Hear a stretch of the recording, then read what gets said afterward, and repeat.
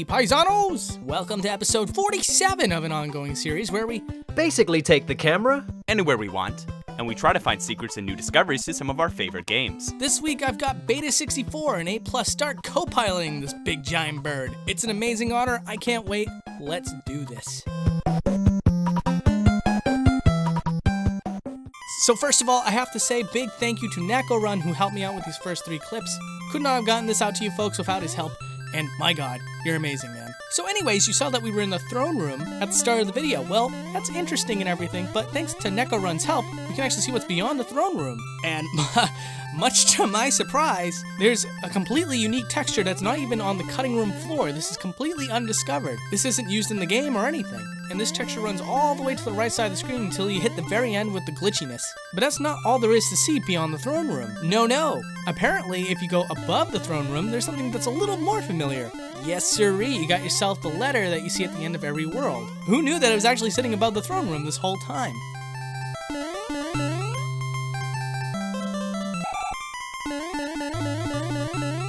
So before I pass it off to one of my guests, I want to take another look at another area that could not have been possible without NekoRun. And this is exploring the area before you get onto the airship. Now what's really interesting here is that the chain that goes from the anchor to the airship is actually really long, and unfortunately you never get to see that when you experience that little cutscene in the game. Now before NekoRun made this all possible, I actually found out that if you glitched to this cutscene of the game and Mario was a little bit too far ahead, he would die if he touched the side of the screen. That's right, there are death triggers to make sure that if for some reason this ever happened, Mario would be dead.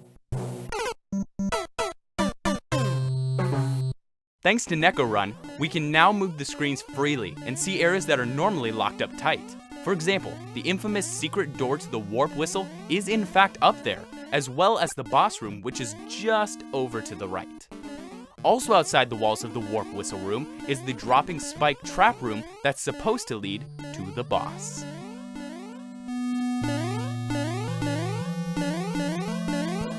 So this in particular, I got wicked excited about. Apparently, in certain maps, especially World 2, there are icons on the map that actually act as level tiles. So the small little pawns in every single one of the pyramids will warp you to a level. Now, some of these will just crash the game. In some cases, you can get lucky and activate a toad house or whatever. But by far, the most interesting thing that can happen out of all this is that it loads a glitchy level. And although all the glitches kind of hide and mask all the objects that are on the screen right now, you can actually feel for what's on the map, such as music blocks, hidden one-up blocks, and in some areas of this little level, secret doors. And these secret doors can sometimes send you to the title screen. This is exactly how I managed to find that airship area that ended up killing Mario, and this happens consistently. So you could essentially label these the secret glitch levels of Super Mario Bros. 3.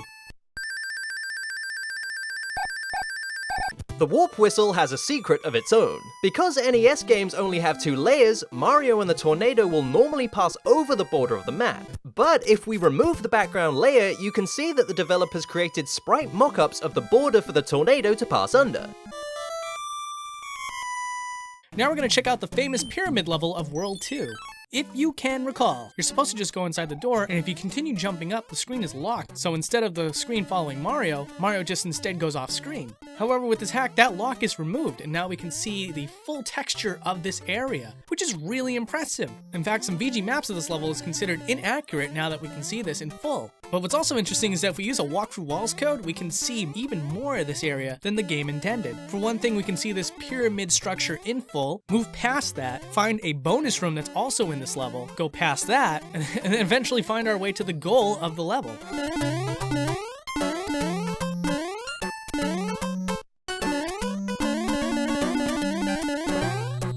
While not much is hidden behind the background layers of Super Mario Bros. 3, it turns out that the objects moving through pipes like piranha plants and Mario himself reveal a strange masking texture on the sprite layer when the background layer is removed.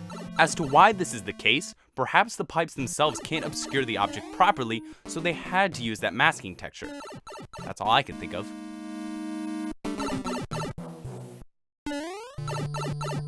You know, speaking of that castle level that we just looked at for World 2, when we break the boundaries of this particular stage, there's a lot to see. For example, if we take Mario through the left here, we can see the outside of the castle with complete block textures.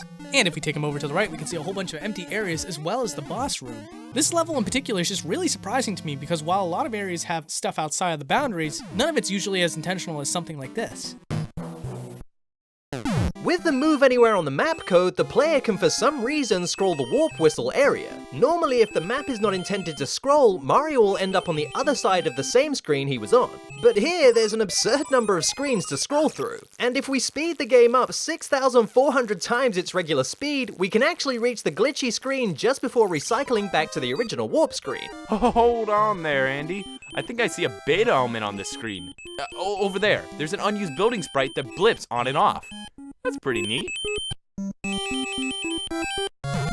Now here's another little interesting tidbit. Apparently the Princess Peach that's on the letter is on the sprite layer. Now that's cool and everything, but now when we remove the background, which is the letter, you can actually see that there's a white border that's also on the sprite layer for Princess Peach, except for the crown. The crown keeps going where the white rectangle ends. In the matching game, you can see that Mario is always a part of the background layer, while Toad is on the sprite layer, and the answer as to why is revealed when we remove the background layer. You see? Turns out Toad is on the sprite layer because he needs the background layer to fill in some missing colors in his sprite. Hey, not bad, Beta, but I got one more thing to add here. Now, you folks might remember a minute ago when A+Start started talking about the masking layer for the tornado. Well, that technique is used again here in the matching game. See, when you remove the sprite layer, it actually removes the two sides of the border that covers up the slides, which allows us to see the slides from all the way from the left side of the screen to the entire right. Hey, did you guys ever want to know what was outside of the boss rooms in the airships? Yeah, let's find out. So as it turns out, the boss rooms for the Koopalings are tucked right in the upper left-hand corner, so there's nothing behind or above it, but below and to the right of it is complete darkness. So technically nothing as well. But what you can see here is that the textures for the boss room continue further down than the player is allowed to see. And you also get an idea of what the spatial awareness is for the boss room when you go there.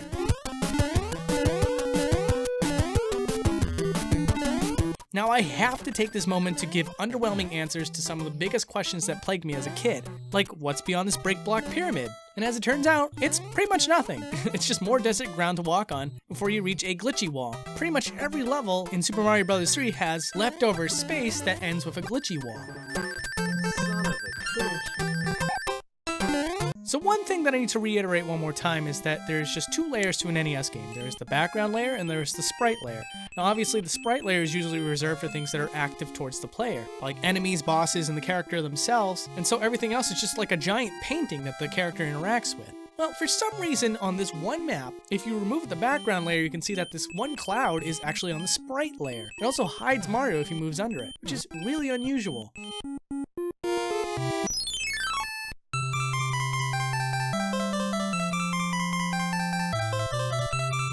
So now that we understand the concept of layers, let's introduce something that's a little bit strange. In one of the last areas of the game, there is a dark area with a spotlight that shines over Mario. Now you would think that if you just remove the sprite layer, it would reveal the entire map, but no, that is not the case. Instead, removing the sprite layer just removes the corner pieces that makes up the circle pattern, and what you're left with is a square spotlight. Also, if we were to move Mario past the boundaries, we can see that there's skulls that are brown. It's pretty clear that it's sharing the border color that usually surrounds the map.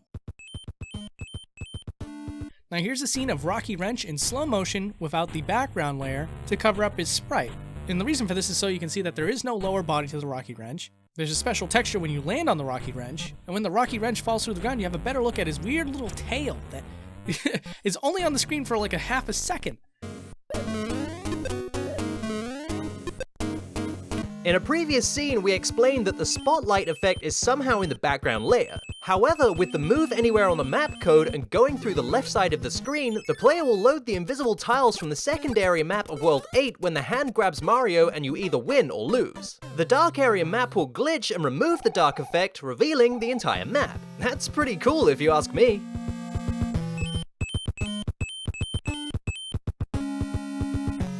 And of course, we have to do a giant tour of what it looks like inside of Bowser's castle as we go from the far left of one screen all the way to the right. Now the far left was the trap room, but as we make our way further through, you can see it's pretty much all the rooms that lead up to Bowser himself. Now I have to admit, I've seen this quite a few times in all the dungeon castles, but they don't often share space with each other if the background or the tiles look completely different, like it did at the start of this map.